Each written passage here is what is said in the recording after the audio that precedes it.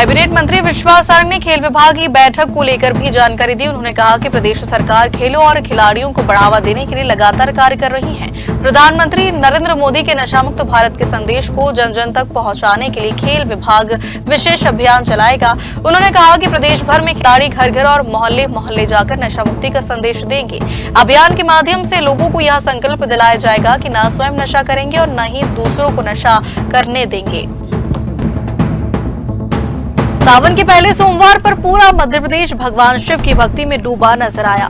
उज्जैन के श्री महाकालेश्वर से लेकर ओमकारेश्वर, भोजेश्वर, मंतगेश्वर, पशुपतिनाथ और प्रदेश के अन्य प्रमुख शिवालयों में तड़के से ही श्रद्धालुओं का जनसैलाब उमड़ पड़ा। श्रावण मास के पहले सोमवार पर उज्जैन, ओमकारेश्वर, भोजपुर, खजुराहो, मंदसौर, टीकमगढ़, दमोह, ग्वालियर, भोपाल, रायसेन, हरदा और उमरिया सहित प्रदेश भर के प्रमुख शिव मंदिरों में लाखों श्रद्धालु भगवान भोलेनाथ के दर्शन के लिए पहुंचे।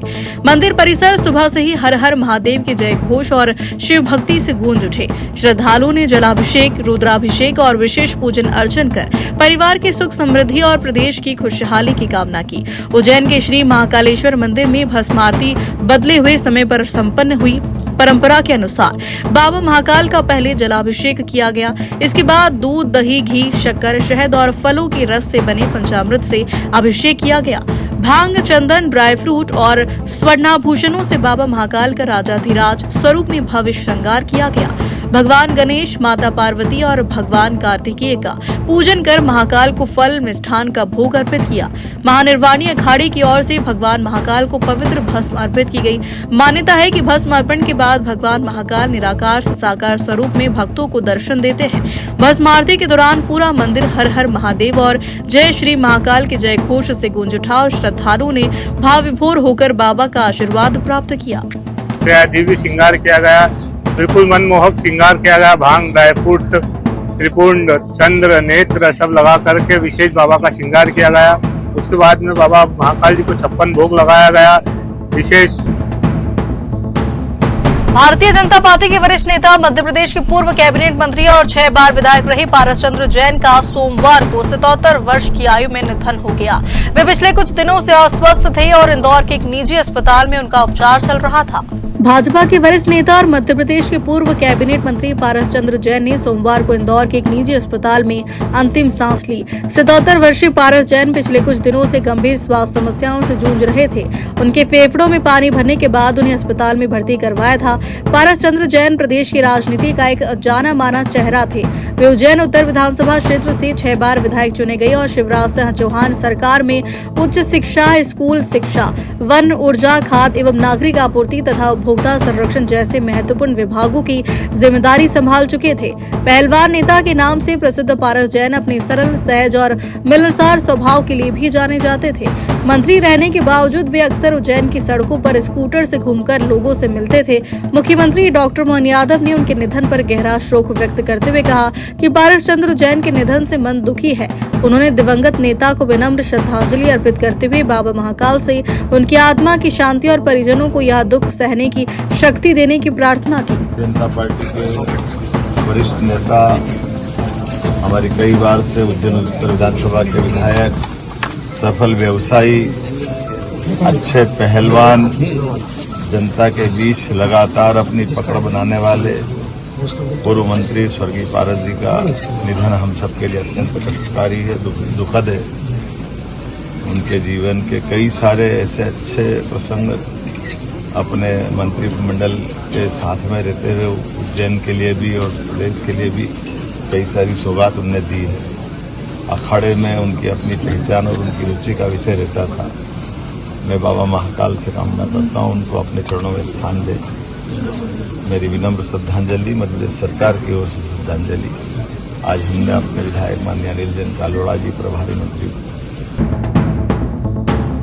देवास नगर निगम परिसर में आयोजित शपथ ग्रहण समारोह में नव मनोनीत 8 एल्डरमैन ने पद एवं गोपनीयता की शपथ ली।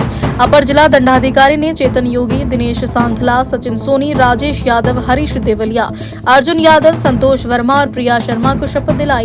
समारोह में विधायक गायत्री राजे पवार, भाजपा जिलाध्यक्ष राय सिंह सैंधव, नगर निगम आयुक्त सहित जनप्रतिनिधि, अधिकारी और बड़ी संख्या में भाजपा कार्यकर्ता उपस्थित रहे। शपथ ग्रहण के बाद सभी नवनियुक्त एल्डरमैन का पुष्पमालाओं से स्वागत किया और उन्हें नई जिम्मेदारी के लिए शुभकामनाएं दी गई। कार्यक्रम के दौरान नगर निगम परिसर में उत्साह का माहौल रहा। उपस्थित अतिथियों ने विश्वास जताया कि सभी एल्डरमैन नगर निगम के विकास कार्यों में सक्रिय भूमिका निभाते हुए शहर के विकास और जनहित के लिए कार्य करेंगे। माननीय मुख्यमंत्री जी और माननीय प्रदेश अध्यक्ष श्री खंडेलवाल जी द्वारा ये नियुक्तियां हुई हैं, तो मैं इन तीनों को हृदय से बहुत बहुत आभार देती हूँ कि देवास नगर निगम को सशक्त करने। बुरहानपुर के सिंधीपुरा, बुधवारा, शिकारपुरा, शनवारा और आसपास के क्षेत्रों में लंबे समय से बारिश के दौरान जलभराव की समस्या बनी हुई थी। क्षेत्रवासियों के अनुसार अब नालों के चैनलाइजेशन, सीमेंटीकरण और जल निकासी व्यवस्था में सुधार के बाद स्थिति में बड़ा बदलाव आया है।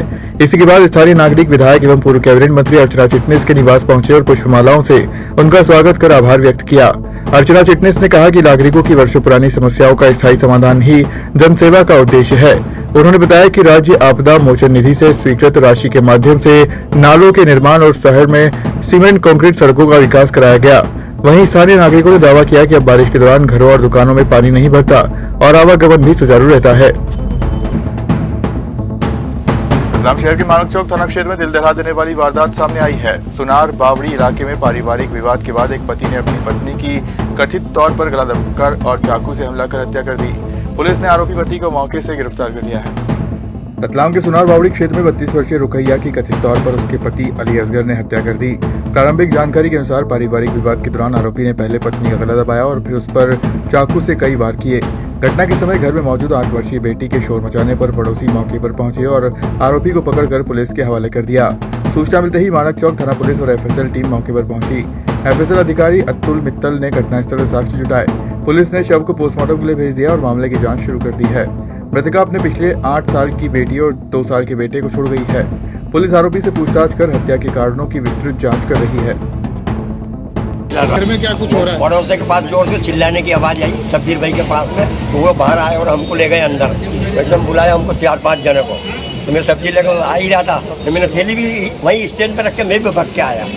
हम 4-5 जने भग के अंदर गए और हमको देखा तो हमका रोम खड़ा हुआ है, तो हमारे हाँ करने लग गया होता। हम बाहर आ गए फिर एकदम। किस तरह से बैठा था वो उसको महिला? अरे बिल्कुल छाती में बैठा हुआ था।